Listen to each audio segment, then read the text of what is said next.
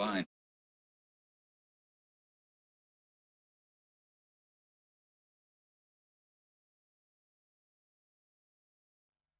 I went to a scientific school, MIT, and in fraternity, when you first join, they try to keep you from being, if you think you're smart, from being feeling that you're too smart, by giving you what look like simple questions to try to figure out what actually happens. And it's like training for imagination, you know. It's kind of fun, and I thought I'd tell you some of them that I remember. I learned them. Of course, once you learn them, the next time somebody comes along with this wonderful puzzle, you look at them kind of quietly. You wait 2 or 3 seconds or 5 seconds to show that you were thinking, and then you come up with this answer to astonish your friends. But the fact was, of course, that you were trained by your fraternity brothers as to how to answer these things early on. One of the questions we got was the problem about the mirror. It's an old problem. You look in a mirror, and let's say you part your hair on the right side, and you look in the mirror, and the image has got its hair part on the left side. So the image is left to right mixed up. It's not top and bottom mixed up, because the top of the head of the image is up there at the top, and the bottom of the feet are at the bottom. And the question is, how does a mirror know to get the left and right mixed up and not the up and down? You get a better idea of the problem if you think of lying down and looking at the mirror.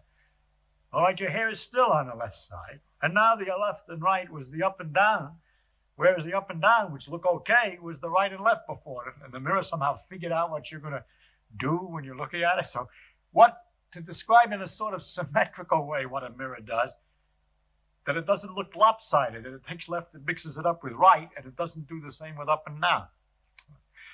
And after a lot of fiddling, we worked out the answer to that one. You see, if you wave this hand, then the hand in the mirror that waves is right opposite it.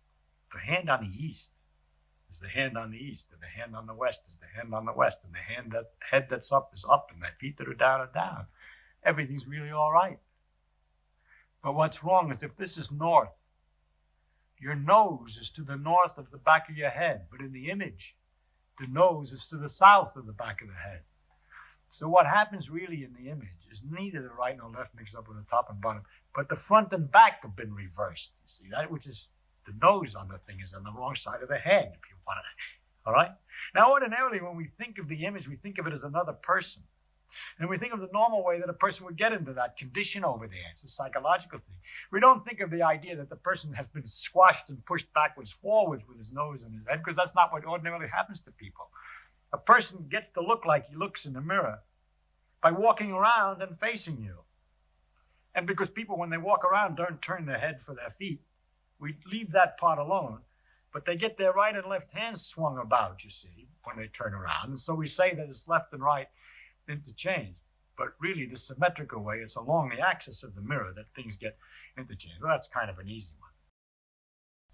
A harder one, and very entertaining, was what keeps a train on the track?